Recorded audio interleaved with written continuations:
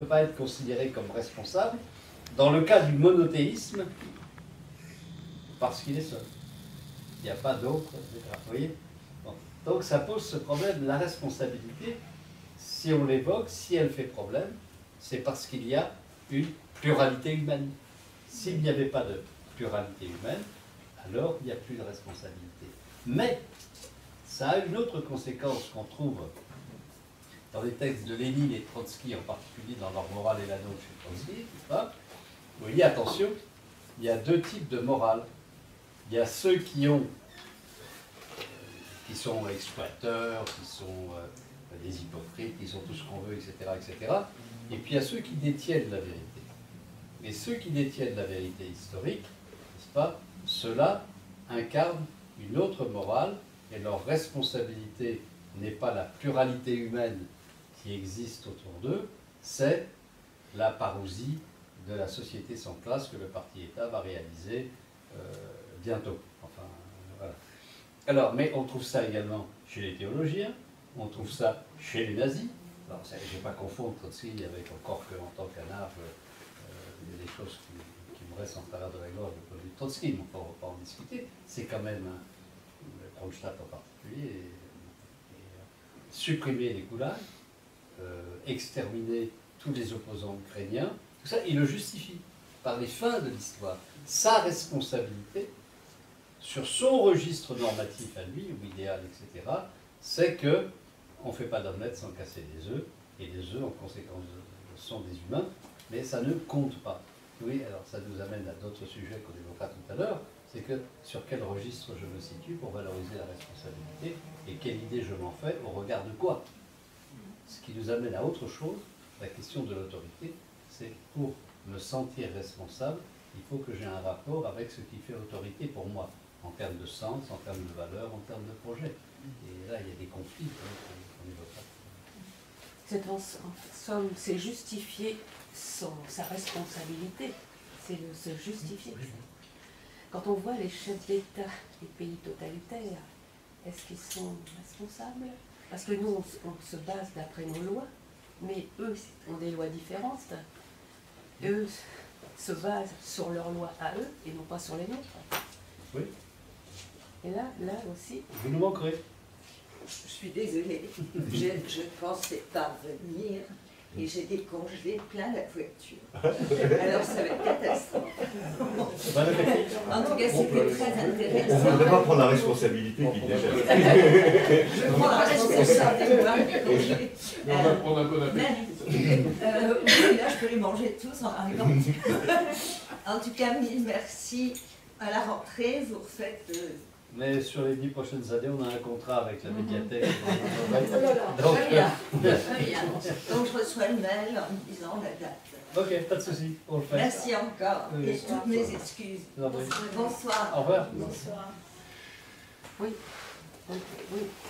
Ils se justifient sur leur responsabilité.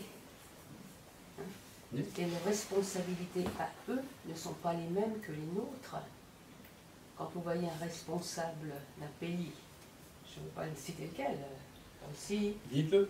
ouais, Russie, Irak, Iran, eux, sont des concepts différents des nôtres. Les Bush aussi avaient des concepts différents des nôtres. Et là, Mais en même temps... ils ont des responsabilités différentes de les nôtres, Oui. de nos Oui, responsabilités à nous. mais la notion de responsabilité morale, la responsabilité au sens de se reconnaître comme les auteurs de leurs actes, semble relativement répandue. Quelqu'un qui massacre de gaieté de cœur est convaincu que c'est bien lui qui fait les massacres et il est content de les faire. Et donc, en ce qui concerne de répondre de ces actes, il ne se considère pas comme un pur jouet des circonstances qui n'aurait aucune responsabilité.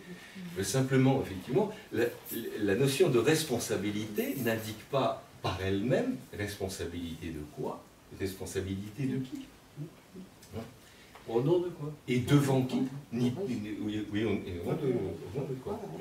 Ce qui nous oblige à réfléchir à un niveau supplémentaire. C'est que quand on a des débats qui n'en finissent pas sur qui est responsable, qui n'est pas responsable, il faut argumenter sur ce que j'appelle les registres normatifs, sur les valeurs et les idéaux qui fonde la responsabilité telle que je la conçois. Des fois c'est possible, des fois c'est pas possible. Est-ce que c'est dans la nature, la responsabilité sur les animaux et sur les choses? Il va? Ouais. Allez, vas-y. C'est un tournant important dans la réflexion sur la responsabilité, parce que, effectivement, jusque pour l'essentiel, à ma connaissance, en tout cas jusqu'à notre époque, la question de responsabilité ne s'est posée que soit juridiquement, soit politiquement. Au passage, le mot responsabilité, le nom responsabilité, dans le dictionnaire étymologique, là, tu parlais, il est rentré au XVIIIe siècle dans notre langue. Le mot responsable existait, mais pas le mot responsabilité. Et le mot responsabilité est la traduction de l'anglais responsibility, qui est l'obligation faite au gouvernement qui n'a plus la confiance des communes de démissionner.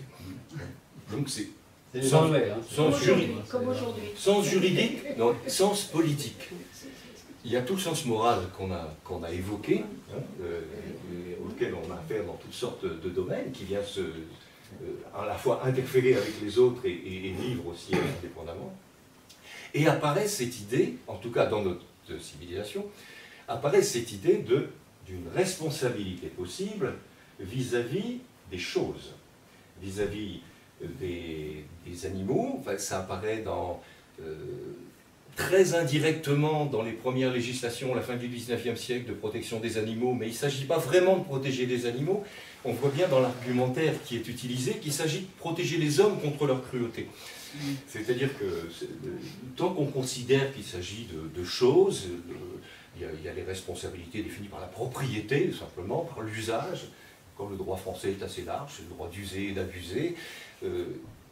Mais il apparaît aujourd'hui, effectivement, très nettement dans notre siècle, avec la responsabilité vis-à-vis, on pourrait dire globalement, de la nature, vis-à-vis des... voilà.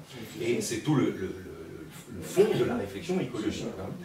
Alors, je disais tout à l'heure, tout à fait particulièrement, dans une autre culture que la nôtre, dans la culture bouddhique, c'est présent depuis le début. C'est-à-dire, le simple fait que nous avons plus de pouvoir qu'une plante, ou que nous avons plus de pouvoir qu'un animal, nous donne une responsabilité à son égard, mais c'est dans un contexte, une autre culture, une pensée à la fois religieuse et spirituelle plus complexe, que d'ailleurs je ne connais pas trop bien, je m'en aventurerai pas. En revanche, ici, elle est théorisée ici, cette idée, dans le principe de responsabilité de Jonas. Et l'idée, c'est que notre capacité à faire, notre capacité collective à faire, pas individuelle, et que notre capacité à penser, c'est-à-dire à anticiper ce qui pourrait se passer, nous place devant un problème nouveau. On est incapable de prévoir ce qui va se passer.